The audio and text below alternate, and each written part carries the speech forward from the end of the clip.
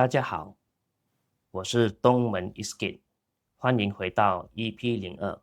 上一集我们用 AI 做出了第一个能使用的钱包，但是 UI 非常粗糙。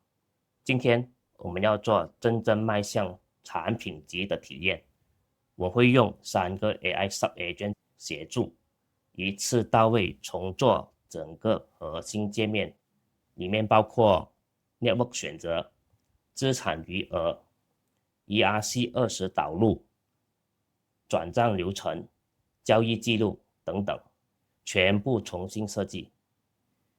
虽然现在只有 UI 没有功能，但你会看到我们如何跟 AI 配合，把效率和品质拉到极限。全程原片75分钟，我只做必要修改，压缩到40分钟，让你看到最真实的制作过程。我们开始吧。为了让大家更加容易学习，每一次我们有新的视频，我们都会有相关的文档。比如说上一集的，我们就会有 EP01的文档，以便大家容易参考。这一集我们也是会有，这个就是我们这次所要学习的东西。首先，我们要生成 Sub-Agent。为什么要生成 Sub-Agent 呢？因为我们的代码越来越复杂了，单一的 AI 是很难同时处理所有的上下文，所以我们要有分工明确的 AI 去执行。首先，我们打开我们的 Cloud Code， 我们在这里会生成3个 Sub-Agent： Developer、Web3 Expert 和 Tech Lead。 Please help me to create Sub-Agents。 首先我们是要有 Developer， So Developer 的 role 就是 Expert in Kotlin, IntelliJ, Plugin Development, UI Design, and Web3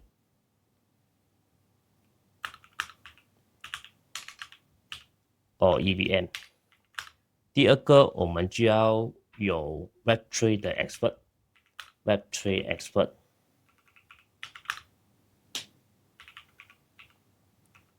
Expert in EVM, Web3, JSON RPC， 还有 Smart Contract。 第3个就是我们的 Tech Lead。 Overview of Project Direction, Technical Direction， 大概是这样子。因为他会很聪明的会帮我们生成这些 Sub-Agents。 Please write your Sub-Agent into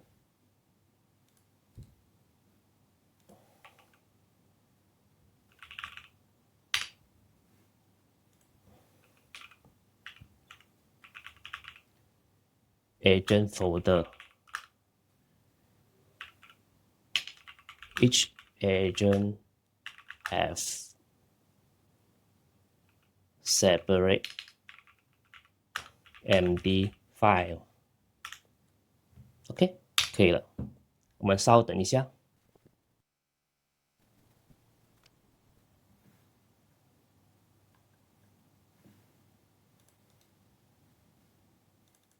当你生成 Sub-Agent 的时候，它有一些小技巧，比如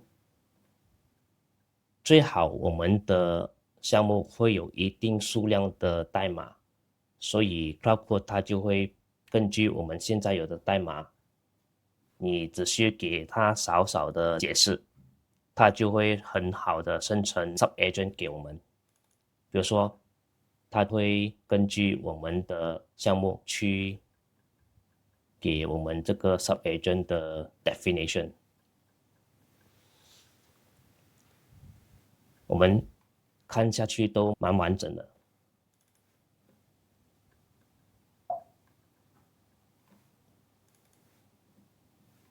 好，生成了这些文件还不够，我们还要叫它去生成在 Cloudcode 里面，不然的话 Cloudcode 是不能够用它们的，所以我们要打一些 command/agent， 然后我们就 create new agent。然后我们应该选项目，这个 personal 的意思是讲，那个 subagent 是在我们的电脑范围以内，就是 global 的。我们是要 create project based 的 subagent， 然后我们选择 generate with cloud， 之后我们把整个文件抄进去，这个会比较好一点，因为这个是 Markdown file， 以这个 format 抄会更加好。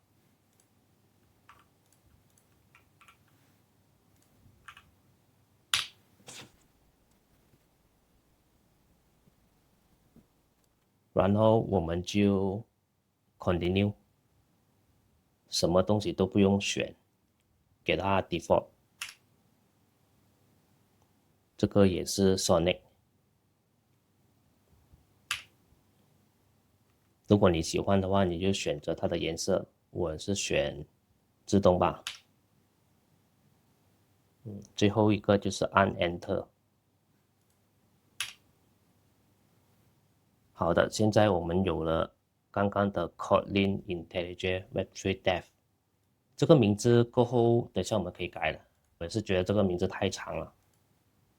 OK， 我们生成第二个 agent。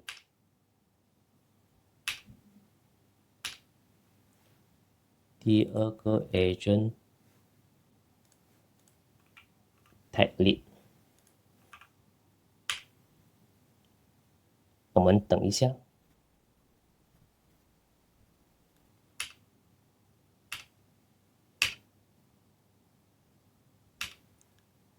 好了，我们有第二个 tag lead， 这个名字 OK， 短。第三个 subagent，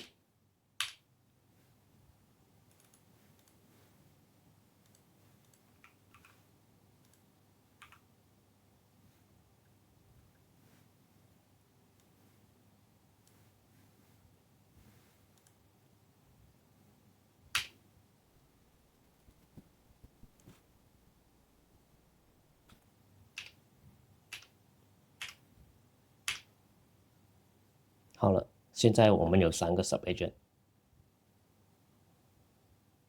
你看到别人的视频或者是 Cloudcode 的视频，他们会直接建议我们这里 create new subagent， 然后选择 project， 选择 create with cloud， 然后你就打你的 description。在这个情况之下，通常我们是很懒惰的，我们只会打1-2行字来形容我们的 agent。如果以1-2行字来形容的话，它的 role 或者是准确性会低很多。所以刚才为什么我会分成2个阶段？第一个阶段就是教它生成这个文档，然后我们拷贝整个文档进去这里，所以它的 description 呢会比较长、比较仔细，会是我们要的 subagent。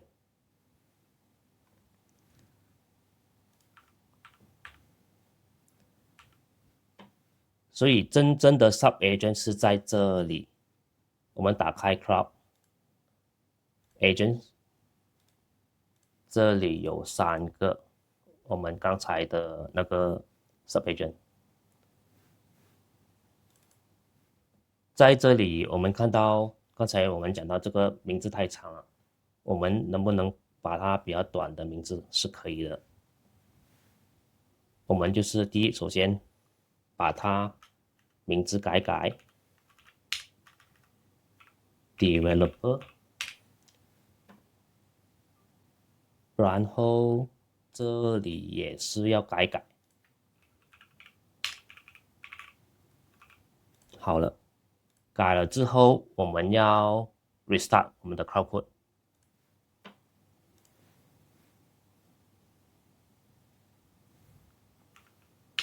我们看看，对了，已经改名字了。至于这3个文档，我们就可以删除。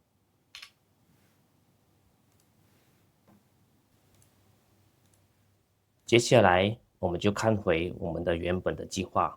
我们需要更新我们的 UI。现在我们是做 Phase 2第2阶段。我们先打开我们的 Plugin。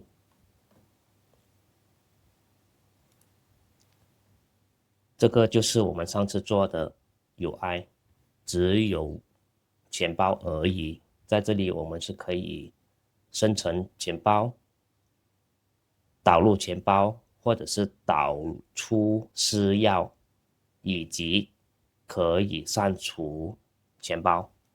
所以这个 UI 是不能够完全符合 MetaMask 的功能。比如说，我们可以选择不同的 network， 比如说以太坊或者 BNB。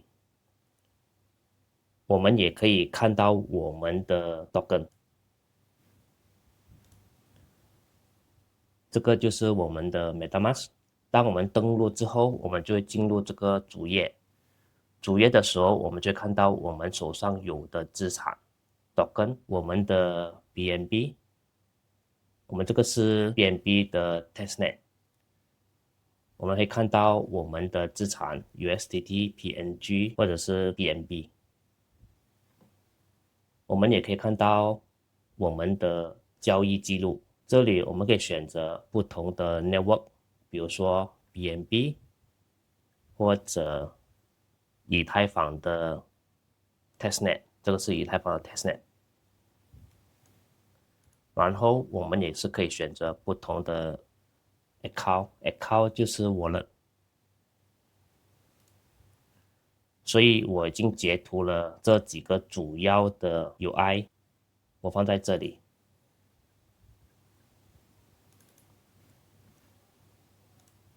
首先，这个就是 main 我们的主页。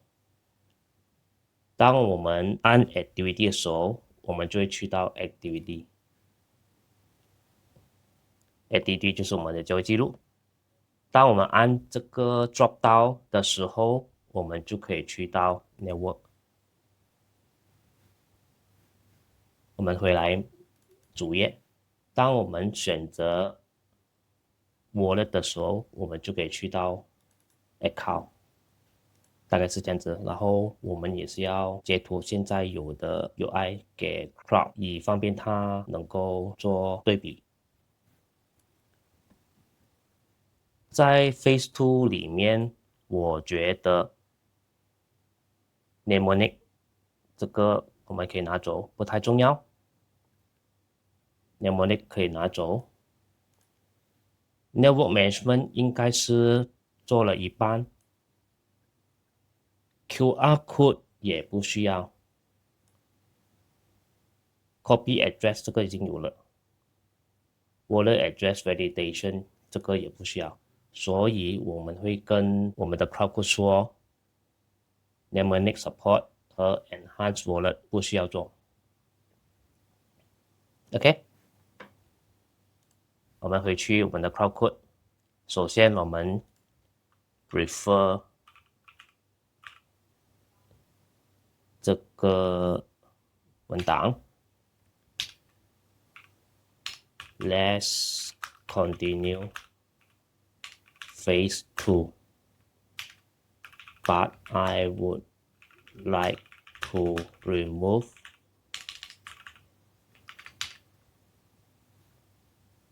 这个我们直接可以抄。他很聪明的，其实你不用怕他。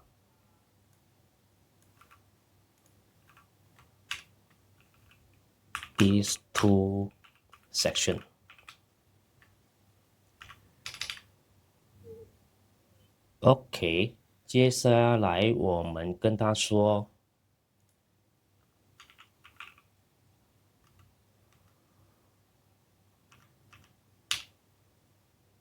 This is current UI.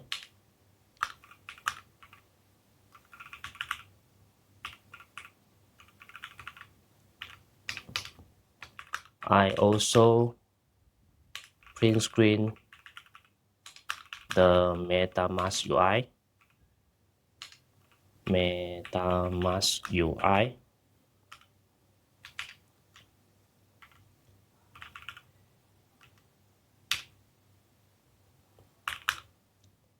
Main.png is the main UI after login or landing page.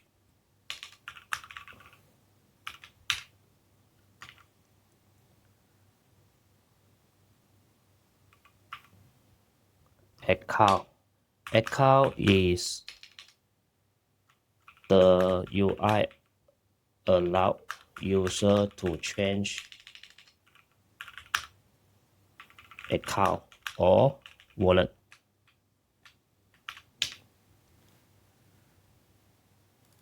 Activity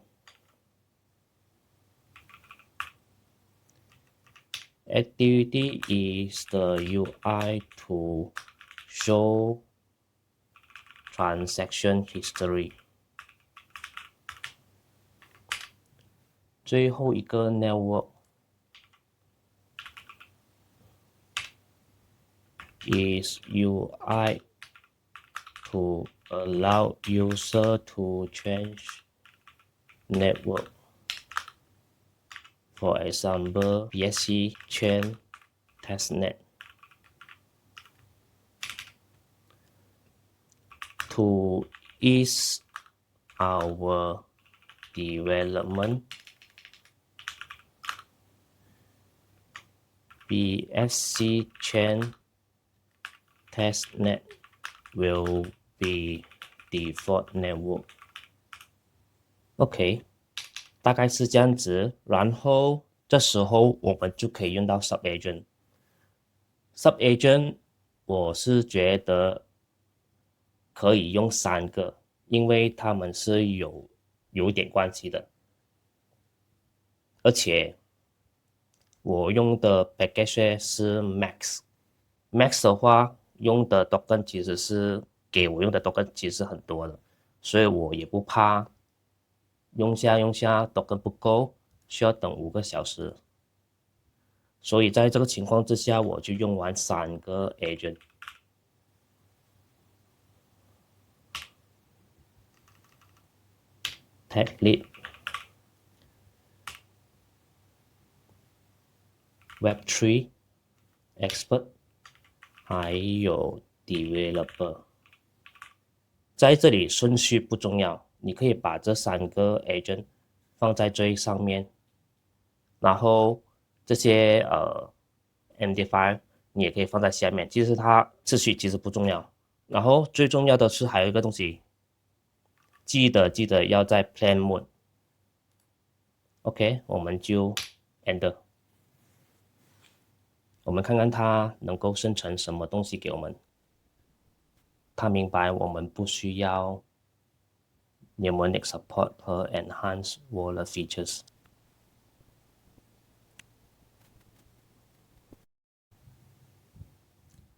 在这时候，你看到后面有3个 agent 在工作，所以他们用的 token 是不同的。比如说，你看 Tech Lead 他用了22K token，Developer 用了25K token，Web Expert 还没开始，然后他们会有不同的看法。之后 Crowdcode 他会 summarize 这3个 agent，然后给我最好的建议。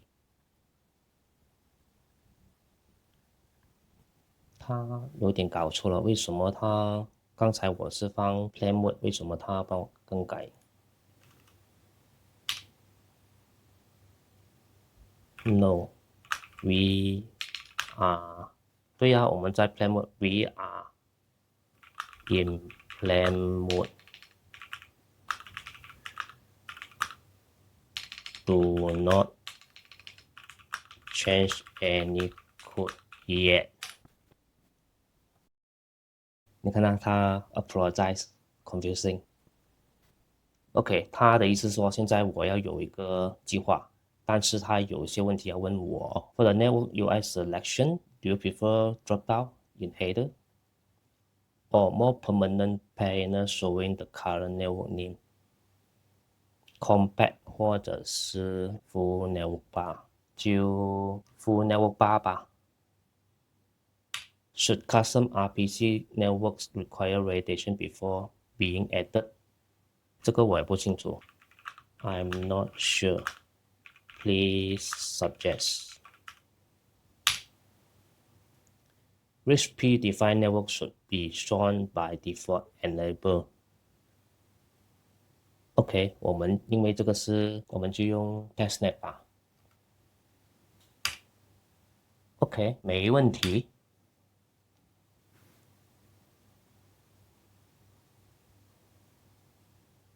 其实你看他都很聪明一下，其实我也是没有讲解这个 MetaMask 的 Compact B button， 就是这个，他也知道，我不懂他讲知道他可能有 MetaMask 的资料，或者是他看到这个 UI 他学习，我也不清楚。For validation, I recommend a balanced approach。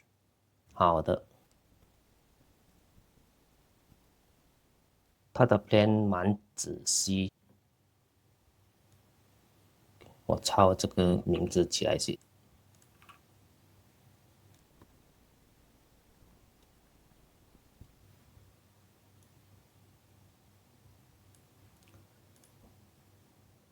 我看不需要吧，因为如果这样的话，以后如果我们有自己的 localhost 的 testnet， 比如说你正在写着 smart contract， 可能你在第一步的时候你就用 localhost， 过后你才 deploy 过去 testnet 做 testing。OK， 所以这个我建议就不用 validation 了。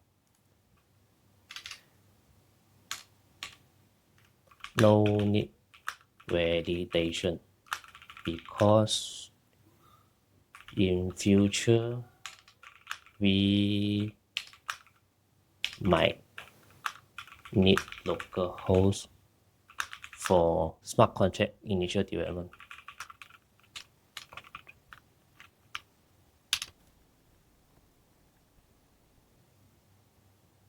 这个也需要 remove to。他已经做那个 UI 给我们看，给我们大概了解。所以这个是第一页，这个是 network。我再看看我们的 plan 是什么先。我们的 plan， 我们一起让 AI 生成 Phase 3的代码，因为我们的截图也是包括 Phase 3。在这时候我通常呢，我会继续 planning。通常我是这样子 ，I'm okay with your plan, but I have add on。然后我就把这个东西抄进去给他，记得也是一定要是 plan mode， 还有 at the same time please implement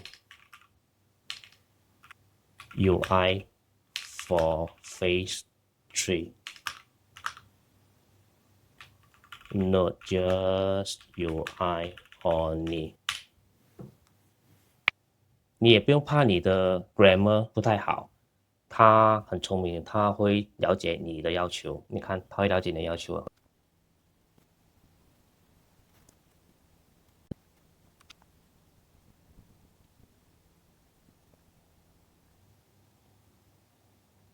第三阶段我们是注重是 UI，所以我们看看就行。不错不错。好的，我们都 OK。但是我不要给他执行，因为给他直接执行的话，我们就很难知道某些 code 它到底有没有更改，因为他有时会有幻觉。幻觉的话，我们就需要一个文档去确保它是没有幻觉。如何确保它是没有出现幻觉或减少幻觉呢？我们就要叫它生成一个计划。所谓的计划就是一个 MD file。So 我们就讲 I'm okay with your plan. Please write your implementation plan into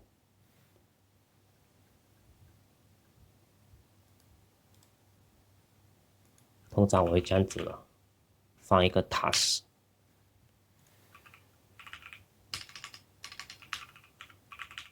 今天的日子，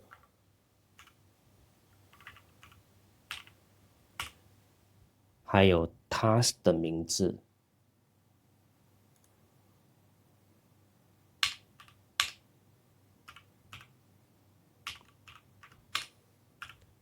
我就比较喜欢小写，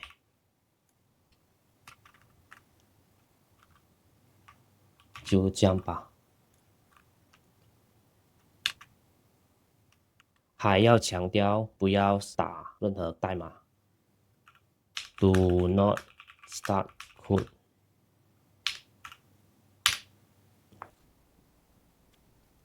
这个好像是新功能，等下我问问他这个是什么来的。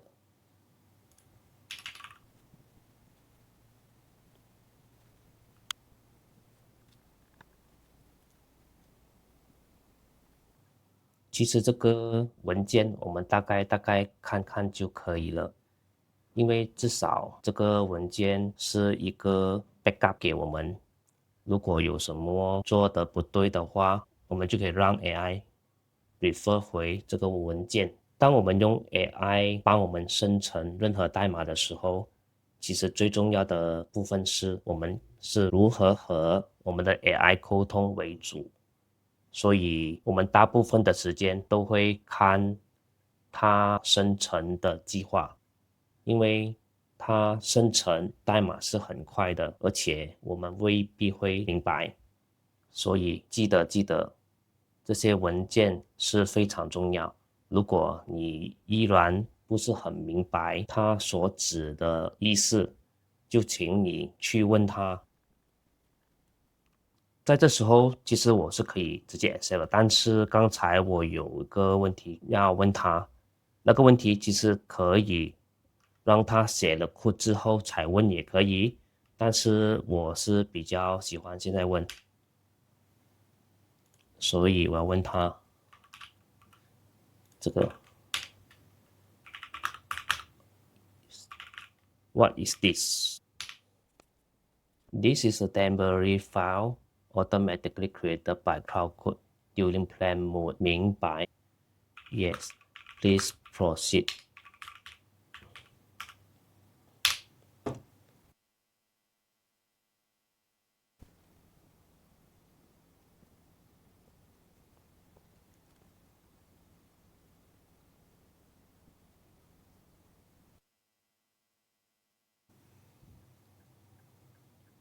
OK，好了，我们就跑跑看。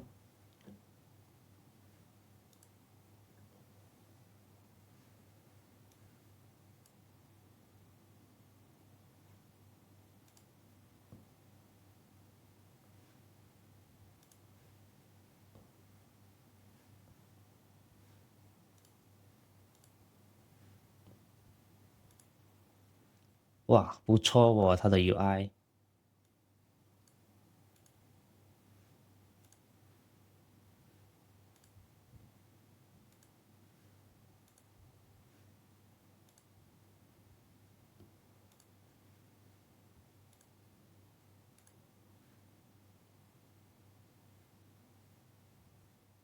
我们测试回之前的那个 wallet。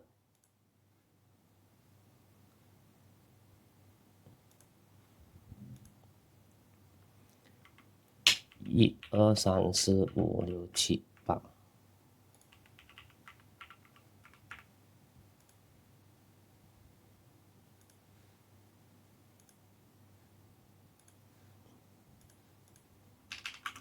这是我们的 wallet。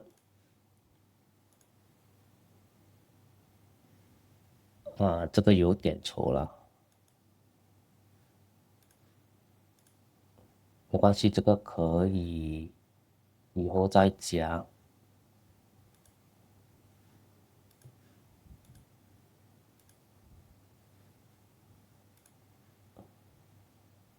它是有功能的，它是有功能的。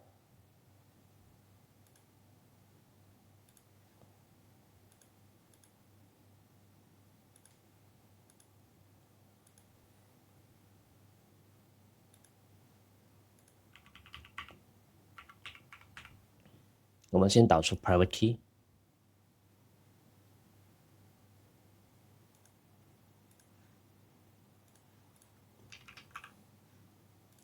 然后打开我们的 MetaMask，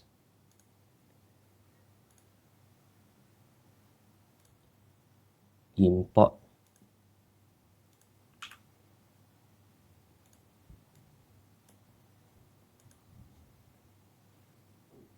再看看它的钱包，对，没问题。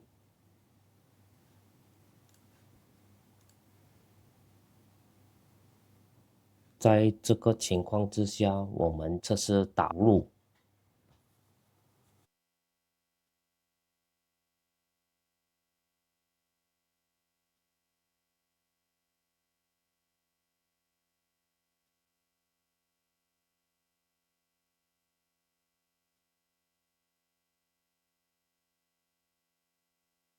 1、2、3、4、5、6、7、8。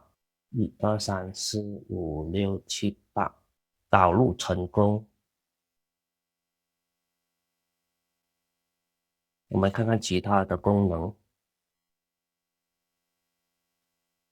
它的 UI 蛮不错。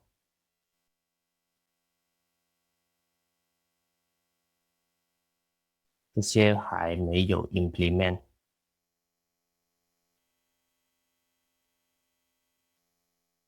都非常完整。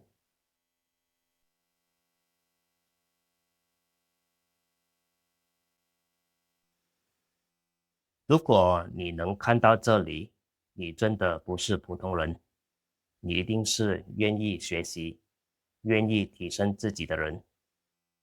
这支影片差不多35分钟了，我想跟你分享一点点个人感想。EP01其实是在2025年录的，拖到11月才剪出来上线。结果这2个月 AI 世界变化大到离谱，模型越来越强，价格越来越低。ChatGPT 5.1、Opus 4.5、Gemini 3的出现，2个月前 AI 做不到的事，可能现在一句 prompt 就能解决，连我自己都觉得震撼。正因为这样，我更想把这些经验分享给大家。如果你看了 EP01和 EP02，你可能会以为我用了 AI 很久，其实也没有，才半年而已。而我第一个靠 AI 做出来能够变现的产品，是个 IntelliJ 插件，是 Freemium 模式，有免费版也有付费版。但这里有一个小小的秘密，其实我完全不会做 IntelliJ plugin， 也不会 Java Swing， 虽然 Swing 是 IntelliJ UI 的核心。至于我，原本是写 Kotlin 和 Spring Boot 的后端，所以真的什么都有可能发生。如果你想看看我的插件，我放在影片说明里了。好了，讲一下 EP03的内容。下一集我们会从交易平台的角度来理解区块链，像Binance那一种钱包系统，如 Deposit、Transfer、Internal Wallet、Hot and Cool Wallet 的处理逻辑，也会讲到 Coin ERC20 Transaction、Gas Price、Nonce、Event， 内容很多，我猜至少要2集才能够讲完。如果今天的内容有帮助，欢迎订阅、分享给你的朋友。如果你需要定制课程或顾问服务，也可以联系我。那我们EP03见吧，拜拜。